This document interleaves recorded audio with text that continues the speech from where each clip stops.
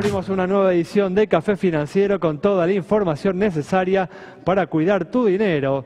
Hoy tenemos un tema de interés para todos aquellos que tienen pensado salir a navegar con su embarcación en estas vacaciones de invierno. ¿Cuáles son las compañías más convenientes para asegurar este tipo de vehículos? Vamos también a repasar lo sucedido en los mercados de capitales y en el último bloque vamos a analizar las principales noticias económicas de estos últimos días con la presencia del economista Gustavo Marangoni. Quédate con nosotros. Tras la siguiente pausa vamos a regresar con todos estos temas y vamos a responder, como siempre hacemos, a todas tus inquietudes.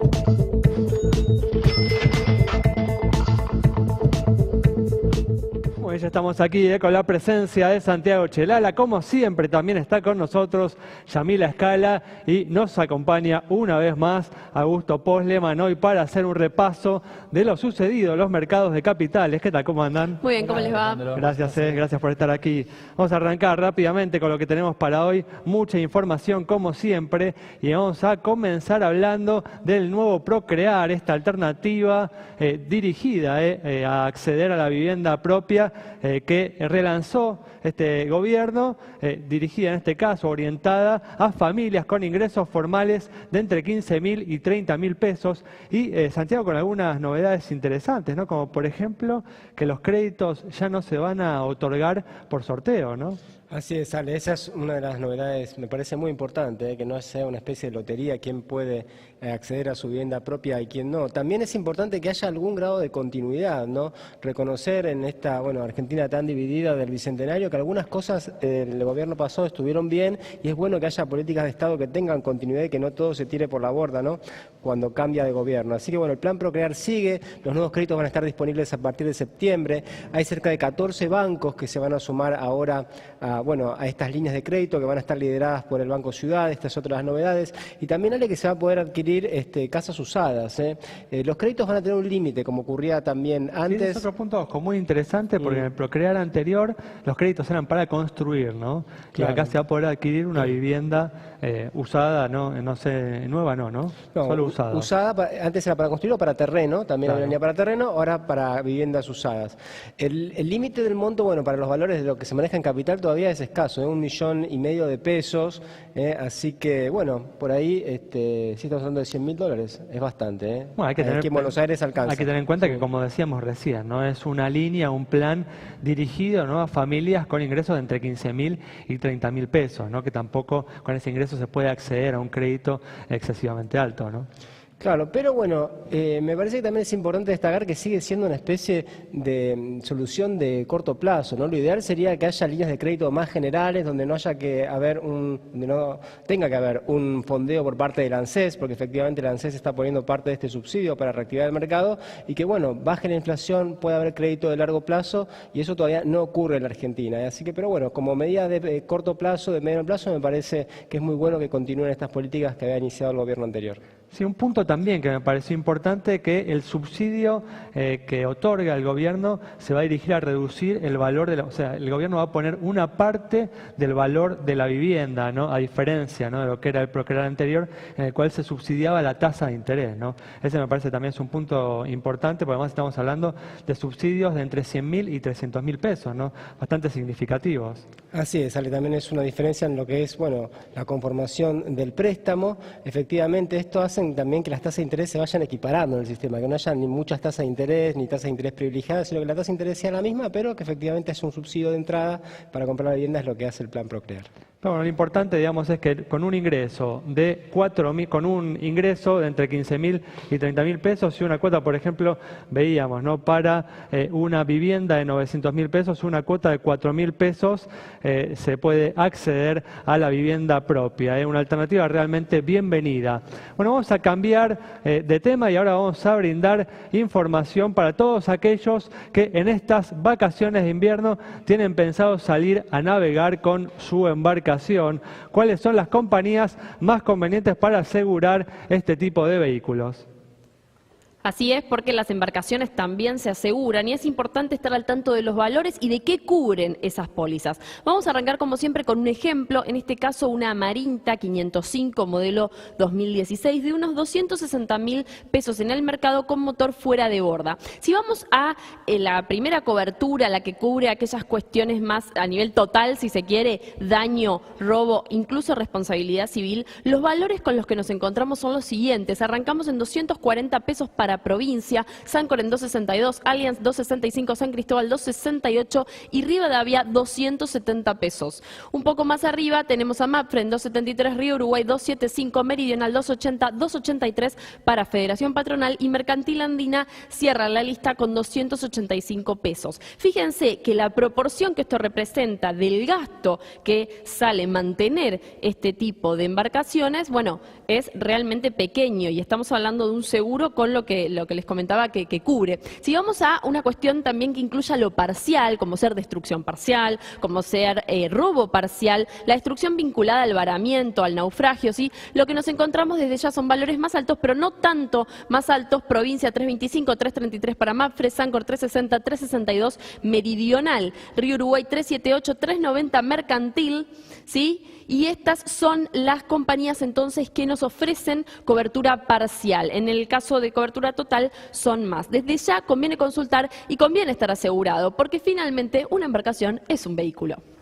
Definitivamente, es un tema muy importante que tenés que tener presente ahí entonces toda la información para contratar una póliza para tu embarcación. Y vamos a comenzar con el repaso de lo sucedido en los mercados de capitales y vamos a comenzar hablando de lo sucedido a nivel local, donde el Merval volvió a acercarse a su récord histórico en estos últimos días. ¿No es así, Augusto? Sí, efectivamente el Merval está prácticamente en los máximos del año nuevamente, terminamos cerca del 1% por debajo del nivel máximo. Digamos que el Brexit fue un paréntesis entre lo que venía pasando a inicio del año y lo que estamos viendo ahora. Argentina lleva 10% de suba post-Brexit, 25% el año acumulado en el año, 25%, perdón, acumulado en el año de suba, con un tipo de cambio estable es una suba en dólares del 25%. Lo mismo está pasando con Brasil, que Brasil tiene una suba en el año entre 25 y 27%. Y vemos algo muy distinto en Europa, justamente lo que está pasando, digamos, en este año tan particular. Europa, que es el país que, digamos, que es el continente con más dificultades, se están poniendo de acuerdo en políticas, en políticas monetarias, en políticas comunes. Justamente el Brexit es parte de este tema. Lleva un año una caída entre 20%, depende de 15 y 20%, depende del país que miremos. Y por otro lado, China, hay como tres grupos, China y Japón, que también tienen caídas acumuladas en el año del 10%. Hay como tres grandes grupos que uno puede identificar perfectamente. Entre lo que mejor está performando el año, tenemos Argentina y Brasil, que justamente son los que venían retrasadísimos por los problemas previos que tuvo, sobre todo Argentina, que dio el cambio después del cambio político que tuvimos, y Brasil, que arrastraba 4 años dificilísimos, con caídas permanentes, luego también el cambio político a raíz de la salida de Dilma Rousseff, ha experimentado una suba fuerte también lo que va del año. Todo esto, yo diría, en el marco de una liquidez impresionante a nivel global, que es el principal driver que vemos nosotros para el comportamiento de Estados Unidos y de Argentina. Europa es un partido aparte por ahora. Bueno, vamos a seguir ahondando en el próximo bloque acerca del Brexit que presentó, hubo novedades en relación a este tema. Pero cerramos ahora el bloque, quédate con nosotros, en instantes estamos nuevamente con vos.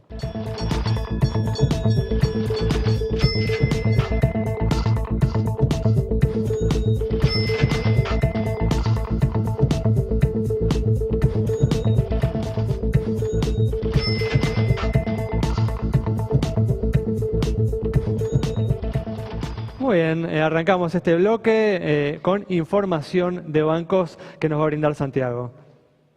Así es, Ale, siempre recibimos consultas sobre bancos, la situación financiera, el patrimonio. En este caso, bueno, tenemos una noticia para dar a los usuarios del sistema financiero que tiene que ver con que a partir de septiembre van a aumentar todas las comisiones de los bancos, entre el 15 y el 25% dependiendo del banco. Por ejemplo, esta semana ya se reunió el directorio del Banco Ciudad para definir aumentos de entre 20%.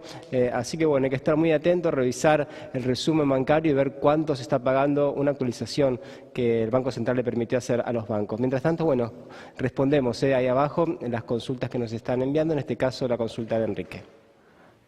Bueno, cambiamos de tema y como se preveía, la inflación bajó significativamente en el mes de junio, de acuerdo a las estimaciones que se conocieron hoy del INDEC, se ubicó en el 3,1%, cuando el mes pasado esta medición se había ubicado en el 4%, una baja muy significativa. El Banco Central apunta a cerrar el año con una inflación mensual en torno al 1,5%. Magalí Arens conversó con el público sobre este tema.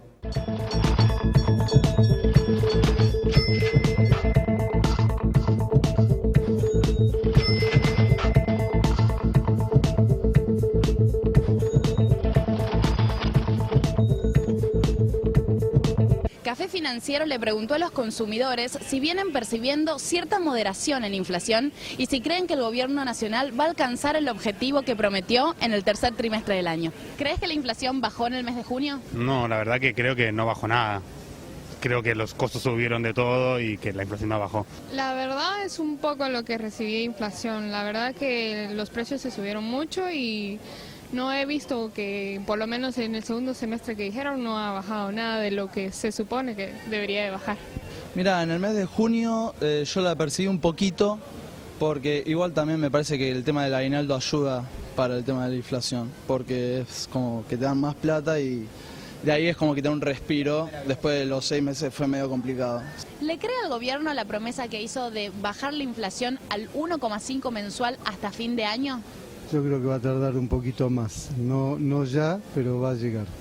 No es imposible, pero hay que ver que no es solamente el gobierno que juega con la economía. Hay otros factores y hay que ver si todos los demás se van a poner de acuerdo. Ahora, si cada uno va a tirar por el suyo, sigamos así, no prometan nada porque no lo van a cumplir.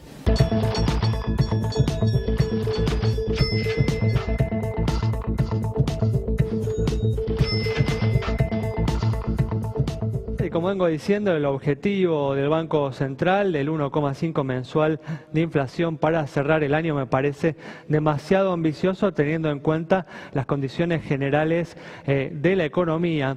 Y si se logra, es muy posible que sea a costa de un atraso cambiario que puede comprometer las posibilidades de crecer en forma sólida en los próximos años. Sí, Ale, para vencer la inflación realmente hace falta también una coordinación de políticas, ¿no? Esta semana el ministro de Economía dijo que no contaba con un aumento de tarifas del 1000%. Como no le avisaron al ministro de Economía cuándo iba a ser el aumento tarifario, ese tipo de cosas me parece que las tiene que resolver el gobierno puertas adentro para coordinar realmente un plan antiinflacionario. Definitivamente, tal cual, eso no ayuda para nada. Bueno, muy bien, vamos a cerrar este bloque brindándote algunas recomendaciones muy importantes en materia de seguros.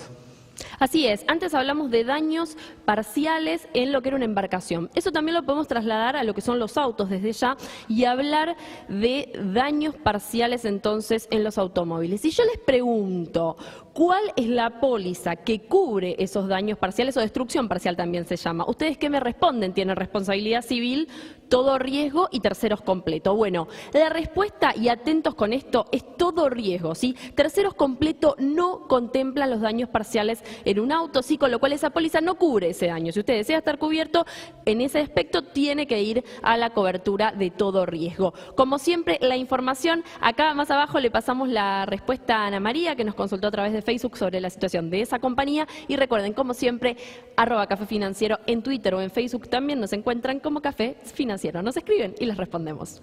Muy bien, cerramos así este bloque. Quédate con nosotros. Al regreso vamos a estar dialogando con Gustavo Marangoni, expresidente del Banco Provincia.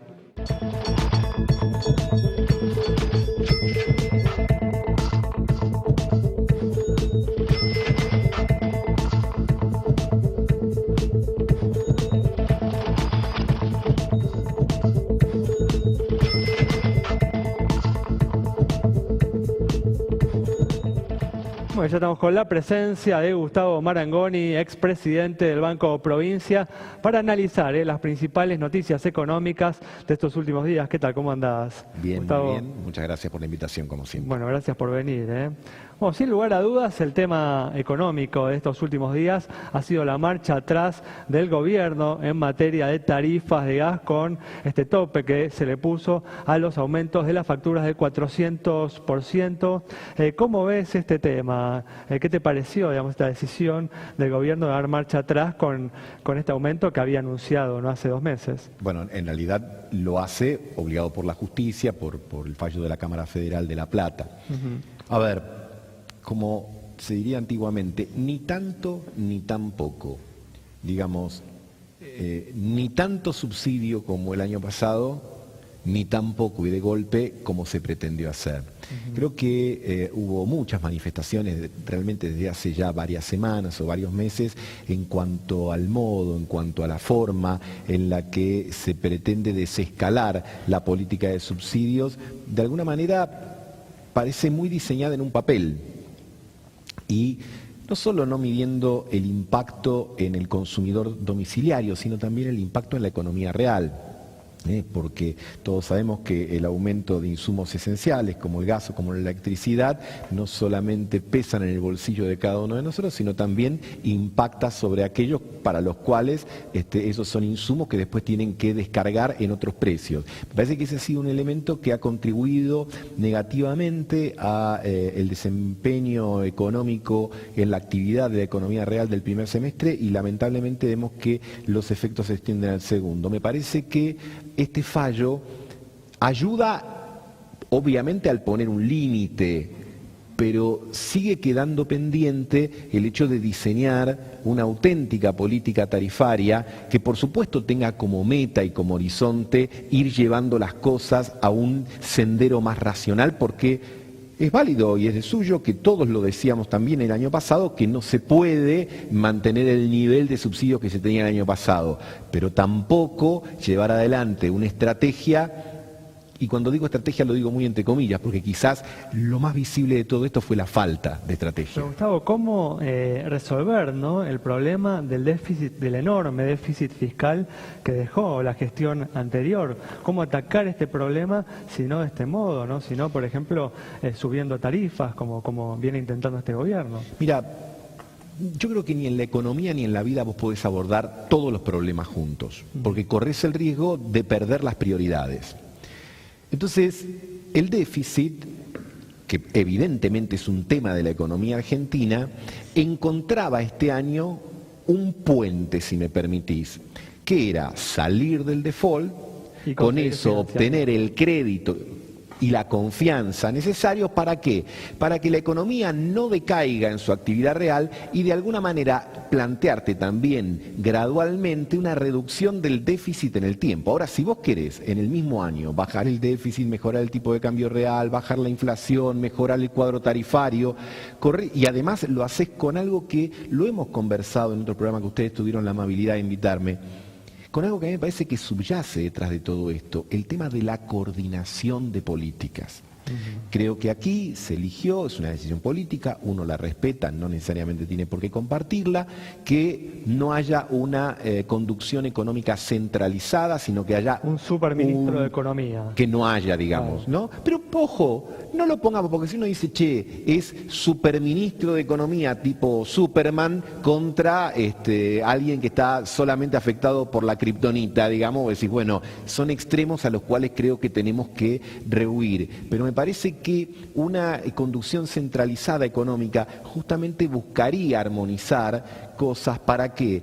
Para evitar este tema de ensayo y error, o para evitar que un ministro tome una decisión a lo mejor no correspondientemente consultada con el otro, y los objetivos que ambos se propongan en última instancia se estén neutralizando. Es decir, si vos tirás para un lado y yo tiro para el otro, y posiblemente quedemos en el mismo lugar porque no hay alguien que dice, no, este es el momento de ir a tal lado y no a tal otro. Bueno, decía Santiago, ¿no?, en el bloque anterior, justamente este comentario del ministro de Economía, ¿no?, de que él no contaba al momento de hacer su pronóstico, su previsión de inflación, con aumentos tarifarios del 1000%, ¿no? Bueno, entonces creo que confirma algo que varios venimos señalando en el hecho de coordinar. Mirá, pasa con un equipo de fútbol, pasa con cualquier estrategia. Vos necesitas un técnico que le plantee si vas a jugar primero con 4-4-2, vas a jugar con 4-3-3. Es decir, vos tenés que tener alguien que diseñe, porque si no, fíjate que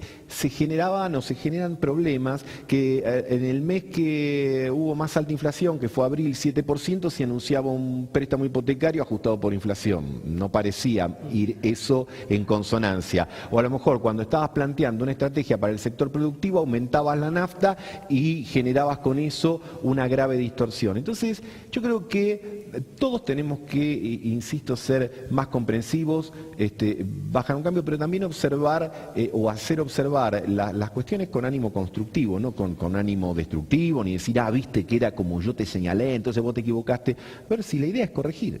Ahora, Gustavo, por lo que vos decías, no se puede hacer todo junto, ¿no? No se pueden resolver todos los problemas juntos. Parece que estarías más a favor de algún tipo de gradualismo. Justamente esta semana hubo dos noticias que tienen que ver con eso. Una fue que el Banco Central decidió no bajar la tasa, como lo venía haciendo, y otra es que la inflación dio, según el INDEC, 3,1, que todavía sigue siendo al mes una inflación alta.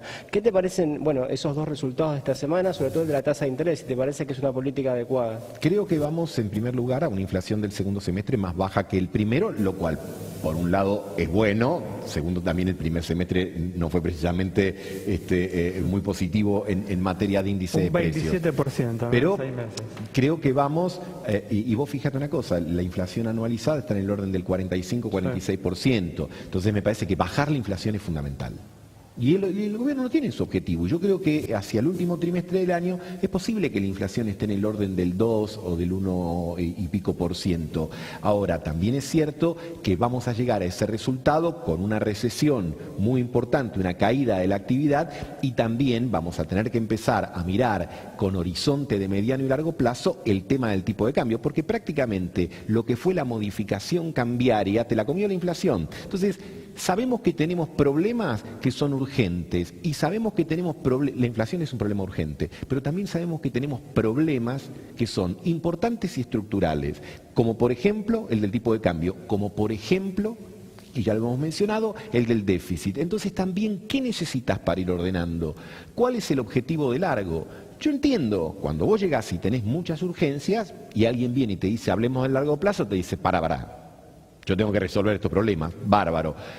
Pero la lógica con la que vos encares tu corto plazo tiene que estar dentro de una visión de lo que vos pretendés alcanzar de acá o dentro del horizonte de un gobierno, que son 4 años. Eso me parece que falta todavía desarrollarse. Ahora, esta semana también se pagaron deudas con reservas internacionales, ¿no? Vos hablabas del tipo de cambio. ¿Te parece que es una política adecuada o hay que volver a endeudarse, como también sugerías, decir, bueno, gracias a que le pagamos a los holdouts, volvamos a los mercados? ¿Te parece bien seguir pagando con reservas las deudas que van venciendo? Yo no hay una cuestión de dogma respecto, a veces convendrá pagar con reservas y a veces no. Me parece que justamente hay que escapar de todo tipo de dogmatismo.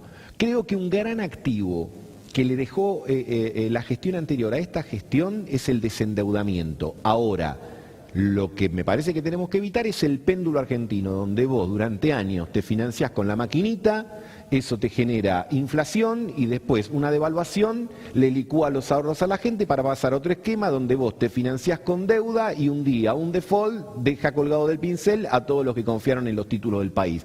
Creo que hay que utilizar las herramientas con criterio, muy pragmáticamente. Yo creo que el gobierno, por ejemplo, en los últimos meses, también en buen diálogo con la oposición, actuó pragmáticamente con el tema de jubilados.